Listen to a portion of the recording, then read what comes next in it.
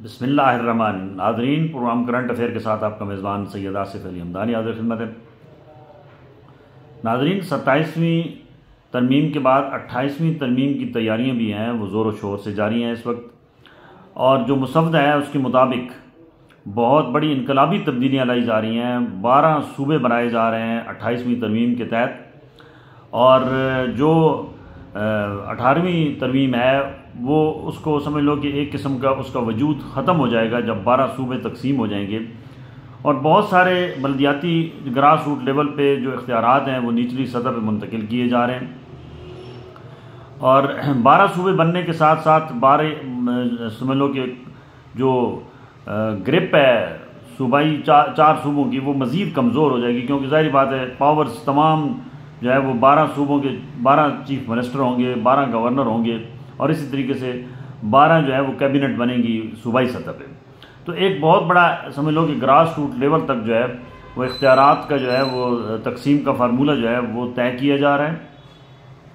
28वीं तरमीम के बाद वफाक मजबूत हो जाएगा और ज़ाहिर बात है जब सूबे बहुत सारे नए बन जाएंगे तो उसमें सूबाई खुद मुख्तारी का जो तसव्वुर है 4 सूबों का वो भी कमज़ोर पड़ जाएगा, क्योंकि उसमें मुख्तलिफ़ पॉलिटिकल जो जमातें हैं उनको एडजस्ट किया जाएगा मुख्तलिफ़ जगहों पे, क्योंकि इस वक्त सूरत हाल जो है वो नून लीग और पीपल्स पार्टी वो मिल के मैच खेल रहे हैं। तो ये मैच मज़ीद दिलचस्प हो जाएगा, क्योंकि जब इख्तियारात निचली सतह पे जाएंगे तो फिर MNA हजरात के जो हैं वो वक़्त वो इतनी नहीं रहेगी। अलबत्ता MPAs बहुत सारे नए आएंगे मुख्तलिफ़ सूबाई असम्बलियों के अंदर और हल्के भी तकसीम हो जाएंगे, फिर इसी तरीके से यूनियन कौंसल्स भी तकसीम होंगी। तो एक इनकलाबी किस्म का जो है वो एक फार्मूला तैयार किया जा रहा है जो आने वाले दिनों में आपको देखने को मिलेगा।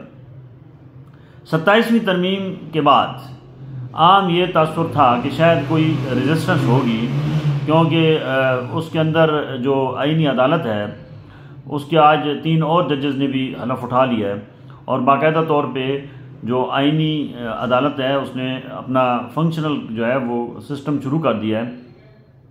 और जो इस्लामाबाद की जुडिशल कम्प्लेक्स की बिल्डिंग है उसके अंदर एक पूरा फ्लोर उसके अंदर जो है वो सेटअप मुकम्मल हो गया है। जजेस जो है वो ओथ भी ले रहे हैं और उसके बाद तमाम जितने भी केसेस हैं आईनी वो इस अदालत में आएंगे। और इसका जो चीफ़ जस्टिस है वो भी जो पहले सुप्रीम कोर्ट के चीफ़ जस्टिस थे उनको लगाया गया है। लिहाजा यहाँ पे भी जो है वो हुकूमत और जो ताकतवर हल्के हैं उनकी ग्रिप मुकम्मल तौर पे मौजूद है।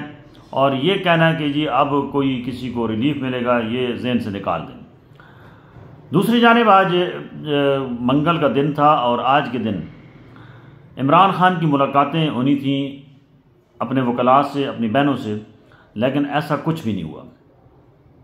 सुबह के वहाँ वकला भी मौजूद हैं और इमरान खान की बहनें भी मौजूद हैं और उनको पहले नाके पे 2-3 घंटे रोका गया, फिर अभी वो अडियाला जेल से बाहर वो बैठी हैं और आज भी किसी की भी मुलाकात नहीं कराई गई। और उन बहनों का एहतजाजन वो बाहर एक बहनें और कुछ पार्टी वर्कर्स जो हैं वो धरना दे के इस वक्त अडियाला जेल के बाहर बैठे हैं और उनका यही मौक़िफ़ है कि ये ज़्यादती है, ये बुनियादी इंसानी हकूक़ के ख़िलाफ़ वर्जी है। जब एक तयशुदा है कि मंगल और जुमरात को मुलाकातें होनी हैं, लिस्टें जाती हैं, फिर ये मुलाकात क्यों नहीं होने दी जा रही है, इसकी क्या वजूहत हैं। और अलीमा ख़ान ने ख़ुसूसी तौर पे ये इन तहफ़्फ़ुज़ात का भी इज़हार किया है कि अब कई हफ़्ते गुजर गए हैं, हमारी मुलाकात जो है हमारे भाई से नहीं कराई जा रही है इमरान खान से, और हमें ख़दशा है कि उनकी सेहत जो है वो पता नहीं किस हाल में होंगे और कोई उनके अंदर से ख़बर जो है वो नहीं आ रही है और ना ही किसी को मिलने दिया जा रहा है। ये बहनें भी बेमिसाल हैं। तीनों बहनें जो हैं वो हर मंगल को और जुमरात को चाहे मुलाकात हो या ना हो वो सारा दिन यहाँ अडियाला जेल से बाहर होती हैं और उनकी अपने भाई के साथ अज़हार यकजहती कर रही होती हैं। और जिस तरीके से बहनों ने साथ दिया है अपने भाई का, ये भी एक मिसाल है। क्योंकि बहुत कम ऐसा देखने में आता है कि बहनें इतनी समझ लो कि बहादुर हों कि भाई अगर किसी मुसीबत में हो तो वो बहनें सीसा पिलाई दीवार की तरह खड़ी हों। ख़ुसूसी तौर पे अलीमा ख़ान ने तो एक रिकॉर्ड बना दिया है कि जब से इमरान खान कैद हुआ है शायद ही कोई मंगल या जुमरात जो शेड्यूल होता है मुलाकातों का, शायद ही कोई दिन ऐसा हो कि उन्होंने छुट्टी की हो। वो हर शेड्यूल वाइज जहाँ मैनुअल होता है जेल का उसके मुताबिक वो पहुंची होती हैं, चाहे गर्मी हो, सर्दी हो, बारिश हो, धूप हो। उन्होंने यहाँ बहुत पी काटी है और वो तसलसल के साथ अभी भी काट रही हैं। उनके ऊपर भी बेशुमार केसेस भी बनाए गए हैं और वो मतलूब भी हैं मुख्तलिफ़ केसेस के अंदर, लेकिन उन्होंने किसी भी केस की, किसी प्रेशर की, किसी दबाव की परवाह नहीं की है और वो बज़िद हैं कि वो अपने भाई से जो है वो मिलेंगी भी और उनका जो भी पैगाम होगा वो बाहर पब्लिक तक पहुँचाएंगी। पीटीआई के अंदर वो दम खम नहीं रहा है कि कुछ समझ आ सके कि क्या कोई आज़ाद इमरान खान की रिहाई की तहरीक कामयाब हो जाएगी, क्योंकि अभी तो ये दिन ब दिन जो मोराल है वर्कर्स का, जो इमरान खान के फैंस का, वो डाउन हो रहा है। और ये जो अभी 27वीं तरमीम के बाद तो मज़ीद डाउन हो गया है, क्योंकि जो जजेस थे जिनसे कुछ आस उम्मीदें पीटीआई ने लगाई हुई थी वो रिज़ाइन करके घरों को चले गए और नए जजेस आ रहे हैं, नए बेंच बन रहे हैं, नए सिरे से केसेस की जो है वो तकमील होगी। लिहाजा इमरान खान की रिहाई अब मज़ीद मुश्किल हो गई है मौजूदा हालात के तनाज़ुर में। और जो उनकी बहनें हैं वो भी यही कह रही हैं कि जुल्म का निज़ाम है, हम आखिरी दम तक इस निज़ाम के ख़िलाफ़ लड़ते रहेंगे, अपने भाई के हक़ के लिए हर फोरम पे आवाज़ उठाएंगे और जब तक इंसाफ नहीं मिलता तब तक हम जो है वो इंसाफ के दरवाज़े खटखटाते रहेंगे।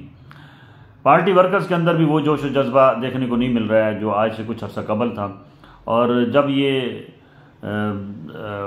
नए वज़ीर आला बनाए गए सुहेल अफरीदी साहब, तो ये आम तअस्सुर था कि शायद ये पब्लिक को मोबिलाइज़ करेंगे, लोगों को बाहर निकालेंगे और इमरान खान की रिहाई के लिए जो है वो कोई तहरीक तेज़ होगी।